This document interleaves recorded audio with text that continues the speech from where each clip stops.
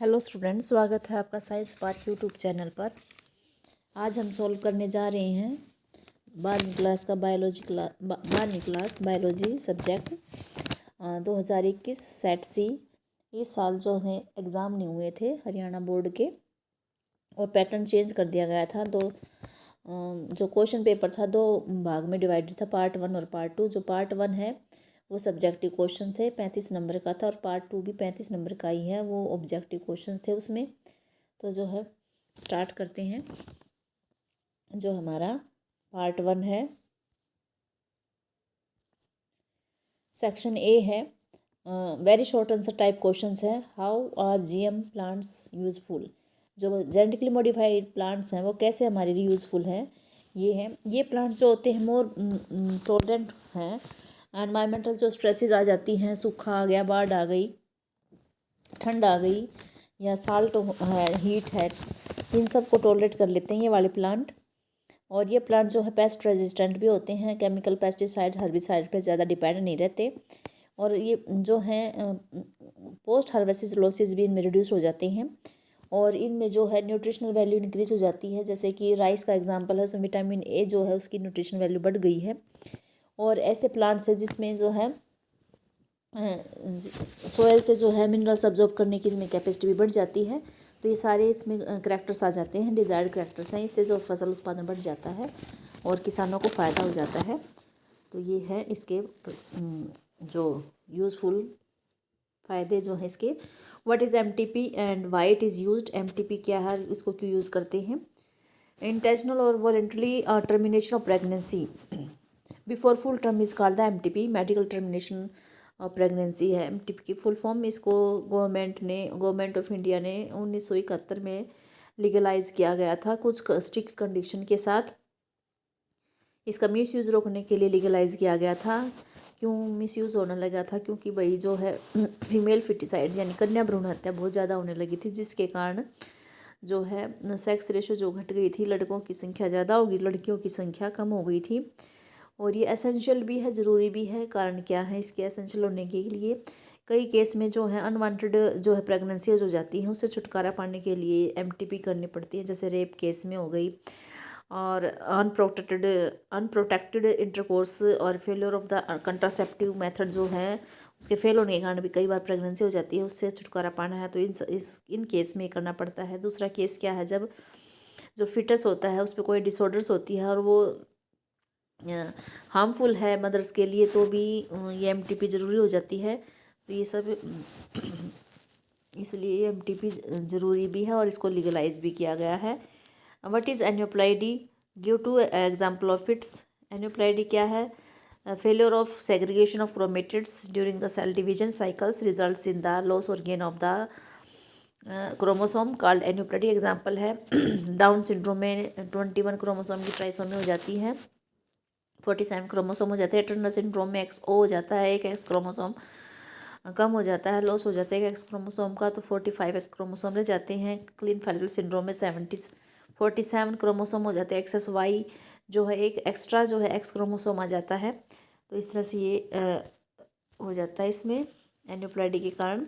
अगला क्वेश्चन है how Trichoderma polysporum is useful for human beings.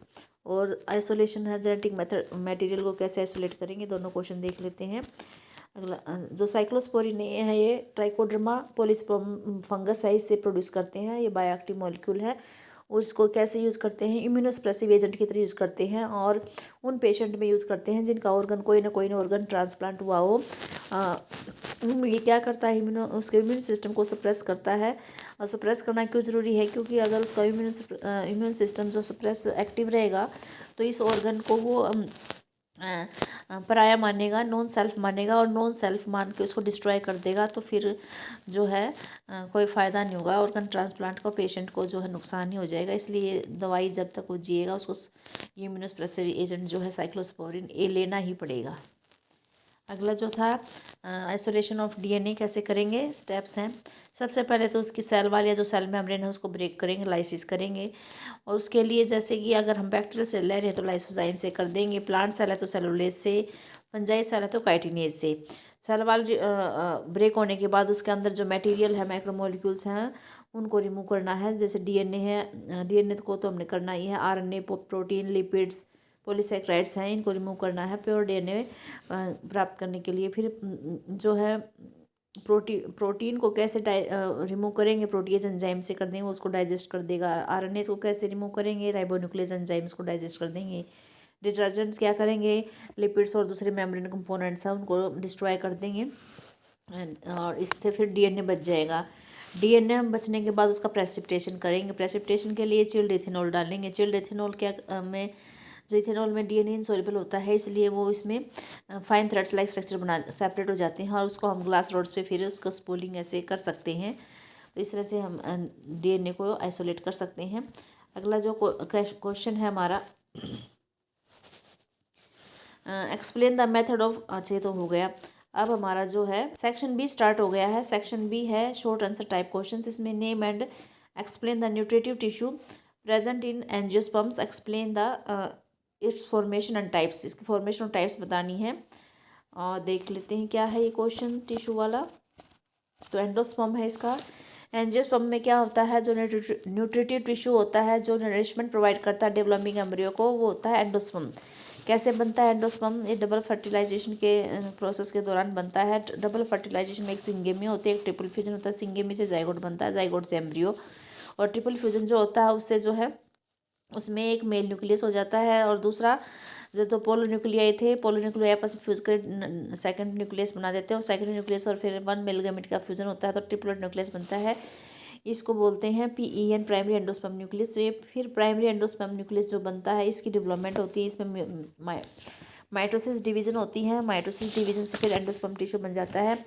और ये पता है कि सब फर्टिलाइजेशन के बाद हो रहा है, तो फर्टिलाइजेशन के बाद ये इंश्योर करता है कि जो डेवलपिंग एम्ब्रियो है उसको न्यूट्रिशन प्रोवाइड करे। फूड प्रोवाइड करने के लिए ये ज़रूरी है कि एंडोस्पर्म का जो है डेवलपमेंट हो।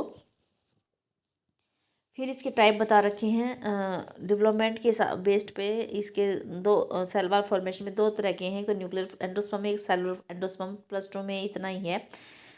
जो पीईएन है वो उसमें बहुत सारी माइटो डिवीजन होएंगी, न्यूक्लियर डिवीजन होंगी, लेकिन उसमें साइटोकाइनेसिस नहीं होगी। इमीडिएटली साइटोकाइनेसिस नहीं होने के कारण जो है बहुत सारे न्यूक्लियस हो जाते हैं और पेरिफेरी पे चले जाते हैं और बीच में जो सेंट्रल वैक्यूल रह जाता है वो साइड में वो हो जाएंगे न्यूक्लियाई। तो इसमें जो एग्जांपल है, जो हम पानी पीते हैं नारियल का, वो जो है न्यू सेलुलर एंडोस्पर्म होता है, न्यूक्लियर एंडोस्पर्म होता है। सेलुलर एंडोस्पर्म में क्या होता है, जब न्यूक्लियर डिवीजन होती है तो उसके इमीडिएटली जो साइटोकाइनेसिस हो जाते हैं, सेल वॉल फॉर्मेशन हो जाती है। तो इससे जो है इसका जो एग्जाम्पल है, जो वाइट पार्ट होता है, वाइट कर्नल होता है जो कोकोनट का, वो इसका एग्जाम्पल है। तो ये कोकोनट के दोनों ही आ जाएंगे। न्यूक्लियर भी का भी एग्जांपल दे सकते हो कोकोनट से, आप सेलुलर का भी दे सकते हो। इससे अगला क्वेश्चन क्या है, फैक्टर फैक्टिंग डिकम्पोजिशन है। ये तीन नंबर में है। फैक्टर फैक्टिंग डिकम्पोजिशन में क्या होता है, टेम्परेचर एंड मॉइस्चर वार्म। इसमें जो टेम्परेचर और मॉइस्चर, वार्म टेम्परेचर होना चाहिए यानी गर्म हो, मॉइस्चर नमी हो, दोनों चीज़ें ही डिकम्पोजिशन रेट को बढ़ा देती हैं। अगर कम टेम्परेचर कम है और मॉइस्चर नहीं है तो डिकम्पोजिशन रेट कम रहेगा। और अगर ऑक्सीजन एब्सेंट है, एनारोबिक कंडीशन है, तो भी नहीं होगा, डिकम्पोजिशन रेट स्लो हो जाती है। ऑक्सीजन की प्रेजेंस में डिकम्पोजिशन रेट हाई हो जाती है। हाई लिग्निन एंड काइटिन जो रिच डेट्रिटस है उसमें भी डिकम्पोजिशन रेट स्लो होती है। और जो अगर डेट्रिटस में शुगर और नाइट्रोजन ज़्यादा है तो डिकम्पोजिशन तेज़ी से होगा। अगला क्वेश्चन क्या है, मॉर्गन ने जो है ड्रोसोफिला मेलानोगास्टर को क्यों सिलेक्ट किया अपनी स्टडीज़ के लिए। तो इसमें ये बहुत से करैक्टर हैं जिसके कारण उसको सिलेक्ट किया। एक तो it has fast and short life cycle, इसकी जो लाइफ साइकिल है फास्ट और शॉर्ट है। It has only 4 pairs of chromosome, इसमें सिर्फ 4 पेयर ऑफ क्रोमोसोम्स होते हैं। इट रिप्रोड्यूस क्विकली, तेज़ी से रिप्रोड्यूस करती है। Single mating could produce a large number of progeny flies, एक मेटिंग से बहुत सारे प्रोजनी है जो प्रोड्यूस हो जाती हैं। मेल एंड फीमेल फ्लाइज हैं जो क्लियरली डिस्टिंग्विशेबल है, यानी आसानी से पहचानी जाती है मेल और फीमेल। और इसमें बहुत से टाइप हेरिडेटिव वेरिएशन बहुत सी हैं जिसको हम लो पावर माइक्रोस्कोप में देख सकते हैं। तो ये सारे इसमें करैक्टर थे जिसके कारण मॉर्गन ने इसको सिलेक्ट किया था। अगला जो क्वेश्चन है, what are the goals of HGP और ओपियोइड्स ड्रग्स बतानी है। गोल क्या था, ह्यूमन जीनोम प्रोजेक्ट ने गोल रखे थे कुछ, उसमें ये था 20 से जो 25,000 जीन्स हैं ह्यूमन के डीएनए में, उनको आइडेंटिफाई करना है।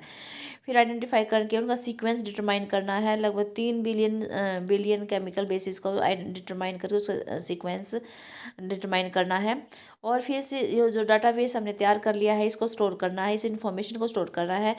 इस डाटा को एनालिसिस करने के लिए जो टूल है उस टूल को इम्प्रूव करना है, और फिर इस टेक्नोलॉजीज़ को ट्रांसफ़र करना अदर सेक्टर्स में, जैसे दूसरी इंडस्ट्रीज़ वगैरह में है। और इस दौरान इस प्रोजेक्ट के दौरान जो भी जैसे भी जो है प्रॉब्लम आ रही हैं, जैसे एथिकल है, लीगल है एंड सोशल इश्यूज, जो भी प्रॉब्लम है उनको फेस करना है, उनको एड्रेस करना है, सॉल्व करना है। ये सभी ये HGP के गोल्स थे। अगला जो क्वेश्चन है वो है ओपियोइड्स के बारे में। ओपियोइड्स क्या हैं? ओपियोइड्स ऐसे ड्रग्स हैं जो कि हमारे स्पेसिफिक रिसेप्टर से बाइंड होती हैं, जो हमारे सेंट्रल नर्वस सिस्टम में है और गैस्ट्रो इंटेस्टाइनल ट्रैक्ट, दो जगह हैं इसके रिसेप्टर, और जब हम इनको लेते हैं तो इनसे बाइंड हो जाते हैं। तो जो एक हीरोइन है जिसको स्मैक भी बोलते हैं, वो केमिकली डाई एसिटाइल मॉर्फिन है, यानी मॉर्फिन की डाई एसिटाइलेशन से बनी है। वो वाइट कलर, उसका वाइट कलर है, ऑर्डरलेस है, कोई कलर नहीं है, कोई उसकी स्मेल नहीं है, बीटर क्रिस्टलाइन कंपाउंड है। This is obtained by the acetylation of morphine. और मॉर्फिन कहाँ से आया है? Latex of the Poppy plant, पेपेवर सोमनिफेरम से ये मॉर्फिन है। मॉर्फिन की एसिटाइलेशन कर दी तो हीरोइन बन गई, स्मैक बन गई। और इसको कैसे लेते हैं जो है ड्रग्स एडिक्ट? स्नॉर्टिंग से, इंजेक्शन से। और क्या इसका इफेक्ट होता है? ये डिप्रेसेंट है और स्लो डाउन कर देता है बॉडी फंक्शन को। सेक्शन सी स्टार्ट हो गया है, long answer type questions. Determine the process of spermatogenesis, और इसके इंटरनल चॉइस में दे रखा है describe the process of fertilisation and implantation in human beings. ये देखिए, स्पर्मेटोजेनेसिस क्या होता है? Formation of sperm through spermatogonia by meiotic division. ये टेस्टिस में होती हैं, ये इमेच्योर मेल जर्म सेल्स होते हैं जिसको स्पर्मेटोगोनिया बोलते हैं। ये स्पर्म को प्रोड्यूस करते हैं स्पर्मेटोजेनेसिस प्रोसेस से प्यूबर्टी के समय। स्पर्मेटोगोनिया होते हैं वो इनर साइड पे होते हैं सेमिनिफेरस ट्यूब्यूल के, और वो मल्टीप्लाई करते हैं माइटोटिक डिवीजन से और अपना संख्या बढ़ा लेते हैं। हर एक स्पर्मेटोगोनिया जो उसमें 46 क्रोमोसोम होते हैं, यानी वो डिप्लॉयड होता है। कुछ स्पर्मेटोगोनिया जो हैं वो साइज इंक्रीज कर लेते हैं, उनको प्राइमरी स्पर्मेटोसाइट बोलते हैं। और फिर उनमें से मियोटिक डिवीजन स्टार्ट हो जाती है। मियोटिक डिवीजन जब स्टार्ट होती है तो प्राइमरी में भी 46 क्रोमोसोम है, लेकिन फर्स्ट जब मियोटिक डिवीजन होती है जो सेकेंडरी स्पर्मेटोसाइट होते हैं उसमें फिर 23 क्रोमोसोम रह जाते हैं। सेकेंडरी जो स्पर्मेटोसाइट बने हैं जब उसमें सेकेंड डिवीजन होती है तो जो है स्पर्मेटिड्स बनते हैं। स्पर्मेटिड्स की फिर डिफ्रेंशिएशन हो जाती है, डिफ्रेंशिएशन के बाद जो है वो स्पर्म बन जाते हैं, और स्पर्मेशन के थ्रू वो सेमिनिफेरस ट्यूब्यूल से रिलीज हो जाते हैं, क्योंकि ये एम्बेडेड होते हैं सर्टोली सेल, इसका हेड जो होता है स्पर्म का उसमें एम्बेडेड होता है न्यूट्रिशन के लिए। और जब ये रिलीज होता है तो इस प्रोसेस को बोलते हैं स्पर्मेशंस। ये देखिए, इसका ग्राफिक रिप्रेजेंटेशन दिखा रखी है, ग्राफिकल रिप्रेजेंटेशन देखिए। स्पर्मेटोगोनिया प्यूबर्टी के समय जो है माइटोसिस और इनमें अपने नंबर बढ़ा रहे हैं। और प्राइमरी स्पर्मेटोसाइट्स का क्या होता है, एक आधा जो है साइज में इंक्रीज हो जाता है उसको प्राइमरी स्पर्मेटोसाइट बोलते हैं, उसमें म्यूटिक डिवीजन स्टार्ट हो जाती है।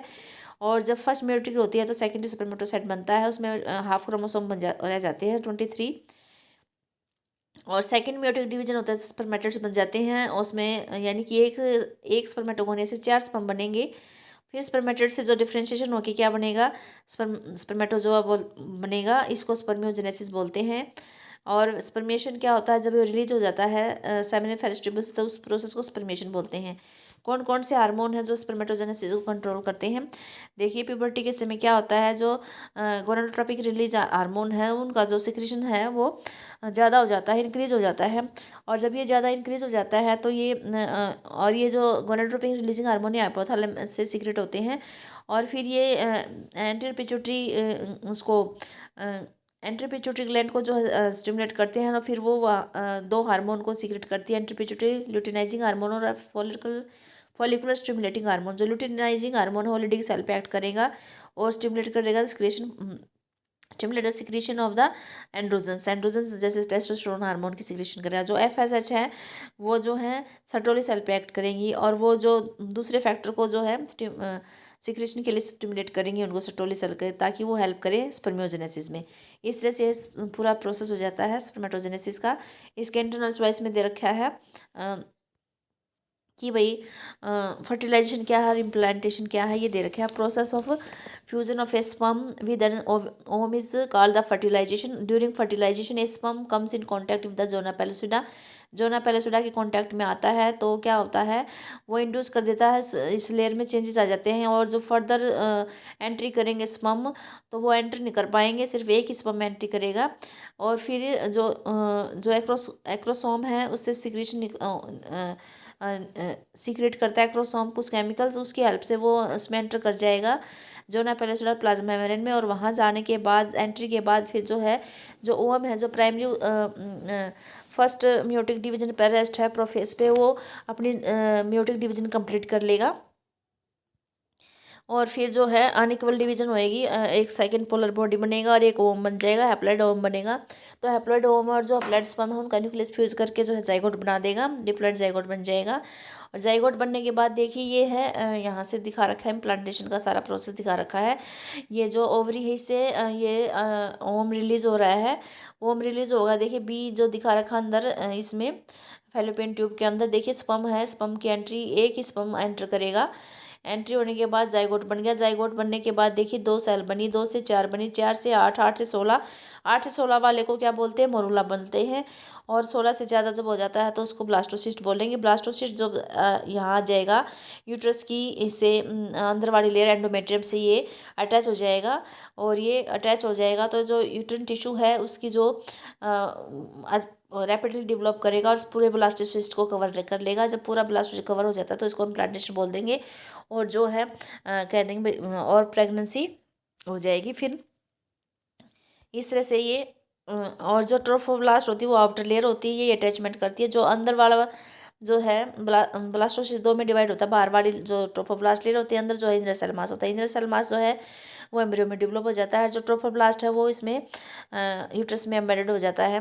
तो इस तरह से ये इम्प्लांटेशन हो जाती है। तो यही बातें जो मैंने बताई हैं इसमें लिखी हुई हैं, देख लो। जो 8 से 16 वाले को मोरूला बोलेंगे, और जब फर्दर उसकी डिवाइड करेगा तो वो ब्लास्टोसिस्ट बन जाएगा।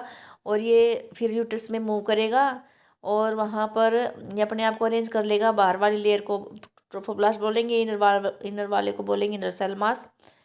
और ट्रोफोब्लास्ट लेयर जो है फिर अटैच हो जाती है एंडोमेट्रियम, और inner cell mass get differentiated into the embryo.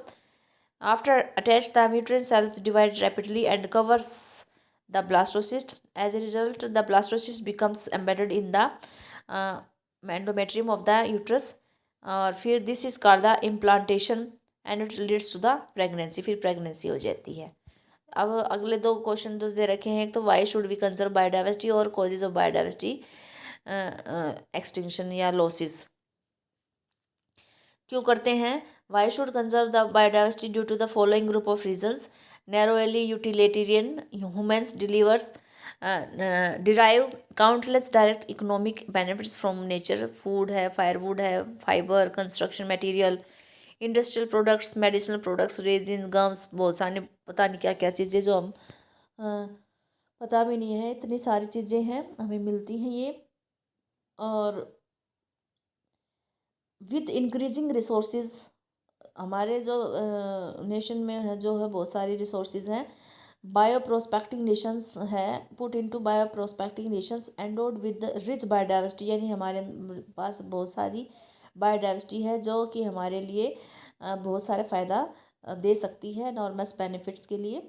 The broadly utilitarian में क्या आएगा? Biodiversity plays a major role in the many ecosystem services that nature provides production of the oxygen during the photosynthesis, pollination without natural pollinator, pleasure from the nature as are priceless। ये जो भी चीज़ें मिलती है priceless है हमें। तीसरा है ethical for conserving biodiversity relates to what we owe to millions of plant, animals and microbe species with whom we share this planet. Every species has an intrinsic value even if it is may not be of current or economic value to है। सही, चाहे ये हमारे लिए इसकी value हो या ना हो, लेकिन उसकी खुद की इंट्रेंसिक वैल्यू होती है। ये हमारी मॉरल ड्यूटी बनती है कि उनको हम संभाल के रखें और अगली जनरेशन के लिए उनको गुड कंडीशन में भेजें। तो इस तरह से ये हमारे लिए क्यों ज़रूरी है कंजर्व करना, ये है इसके। और एक्सटिंक्शन के क्या कारण है? Causes of biodiversity losses. The faster rates of species extinction are largely due to the human activities. There are the 4 major causes called the evil quadrant. 4 main कारण हैं। हैबिटेट लॉस एंड फ्रेगमेंटेशन है, इसमें 3 point है। Habitat destruction पहला है, ये primary कोज है extinction का। जो ट्रॉपिकल रेन फॉरेस्ट है वो 14% से ज़्यादा को कवर करता था अर्थ के लैंड, धरती के मतलब पूरी पृथ्वी को, लेकिन अब 6% घट के 6% रह गया है। तो कितना डिस्ट्रॉय हो गया है ये हैबिटेट। दूसरा फ्रेगमेंटेशन है, यानी टुकड़े हो जाना, यानी कि अमेजन रेन फॉरेस्ट है, बहुत बड़ा है, उसमें मिलियंस ऑफ स्पीसीज़ हैं, उसको काटा जा रहा है सोयाबीन्स को कल्टीवेट करने के लिए और ग्रास लैंड में इसको कन्वर्ट करने के लिए। और जो जिनके जब लार्ज हैबिटेट्स को टुकड़ों में तोड़ा जाता है तो बहुत से जो जो मैमल्स हैं, बर्ड्स हैं, जिसको बहुत ज़्यादा एरिया चाहिए होता है रहने के लिए, तो वो बैडली इफेक्ट हो जाते हैं, उनकी पॉपुलेशन डिक्लाइन हो जाती है। तीसरा है हैबिटेट डिग्रेडेशन, पोल्यूशन। पोल्यूशन के कारण भी जो है बहुत सी जो है स्पीसीज डिग्रेड हो गई हैं, उनका जो है थ्रेट खतरा हो गया है उनके सर्वाइवल पर। ओवर एक्सप्लॉयटेशन, अति दोहन है, ज़्यादा चीज़ों का उपयोग कर लिया है। When biological system is over exploited by the man for the natural resources, it results in degradation and extinction of the resources. For example, stellar sea cow, passenger pigeon were extinct due to the over exploitation by the man.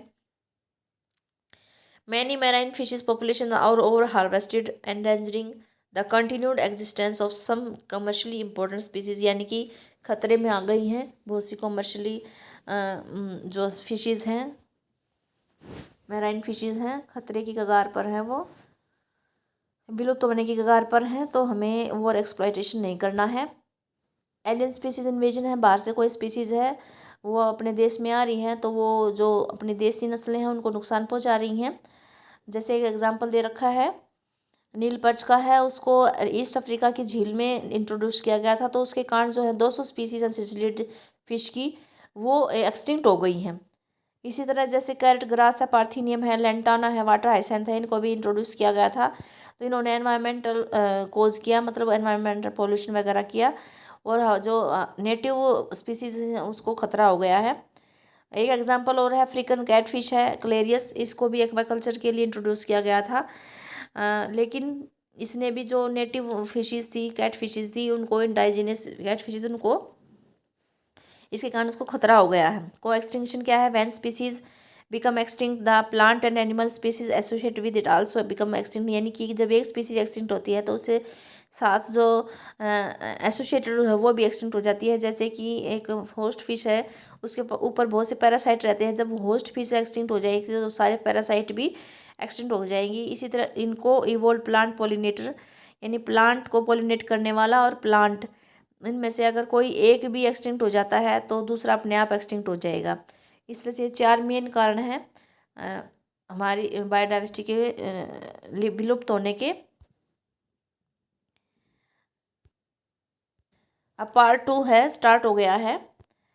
इसमें सभी objective questions हैं, चलो देख लेते हैं। पहला question है, the example of water pollinated plants are vallisneria, hydrilla, दोनों ही ये जो है वाटर पॉलिनेटेड है, तो ए ऑप्शन सही है। Which of the following is a contraceptive method which is not made up of